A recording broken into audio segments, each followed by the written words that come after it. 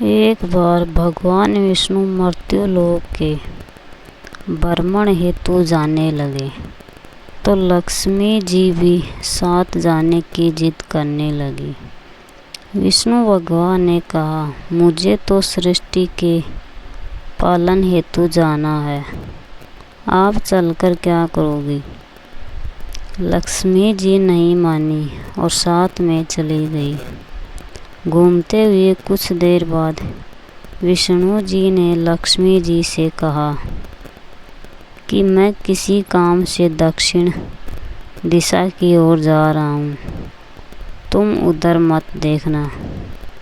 यह कहकर भगवान चले गए। समय बिताने के लिए लक्ष्मी जी पास के सरसों के खेत से फूल तोड़कर श्रृंगार करने लगी और गन्ना तोड़कर खाने लगी। विष्णु जी पास आई तो लक्ष्मी जी को गन्ना खाते देख क्रोधित होकर बोली, बिना पूछे गन्ना तोड़कर खाने के कारण तुम खेत के किसान की 12 वर्ष तक सेवा करो। ऐसा कहकर भगवान क्षीर सागर में विश्राम करने चले गए। इधर लक्ष्मी जी ने किसान के घर चली गई और उसका घर धन दाने से संपन्न कर दिया।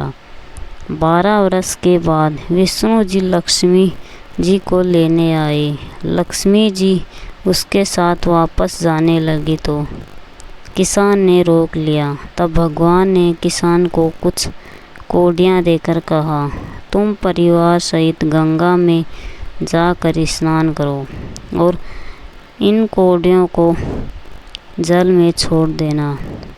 जब तक तुम नहीं लौटोगे हम यहीं तुम्हारा इंतज़ार करेंगे। किसान मान गया। किसान गंगा स्नान के लिए चला गया।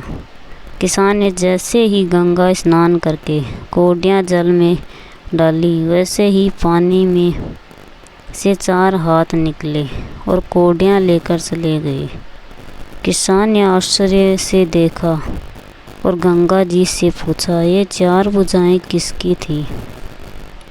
तो गंगा जी बोली, हे किसान, वे चारों हाथ मेरे ही थे। तूने जो कौड़ियाँ भेंट की वह तुझे किसने दी। किसान बोला, मेरे घर एक महापुरुष आए हुए हैं, उन्होंने दी है। गंगा जी बोली, तुम्हारे घर महापुरुष आए हैं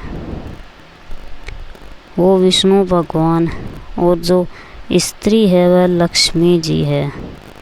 तुम लक्ष्मी जी को मत जाने देना, अन्यथा तुम पहले की भांति निर्धन हो जाओगे।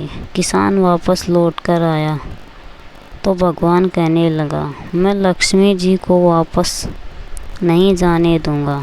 तब भगवान ने समझाया कि बिना पूछे गन्ना खाने के कारण गुस्से में मैंने इन्हें श्राप दिया था, इस वजह से उन्हें तुम्हारे साथ रही। लक्ष्मी जी वैसे भी चंचला है, ये एक जगह नहीं टिकती। बड़े बड़े राजा महाराजा भी इनको रोक नहीं सकते। किसान हट करने लगा तो लक्ष्मी जी ने कहा कि हे किसान, यदि तुम मुझे रोकना चाहते हो तो सुनो, कल धनतेरस है, तुम अपना घर स्वच्छ रखना, यात्री में घी का दीपक जलाकर रखना। तब मैं तुम्हारे घर आऊँगी, उस समय तुम मेरी पूजा करना, मैं तुम्हें दिखाई नहीं दूँगी। किसान ने कहा, ठीक है, मैं ऐसा ही करूँगा। यह सुनते ही लक्ष्मी जी दसाओं दिशाओं में फैल गई।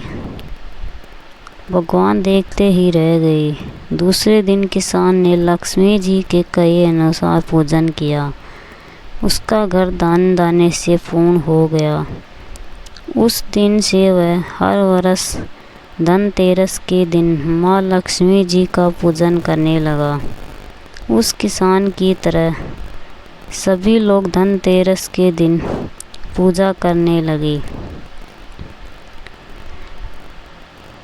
हे लक्ष्मी माँ ने जैसा किसान पर कृपा बरसाई, वैसे ही हम सब पर भी बरसाना। जय हो लक्ष्मी माता की।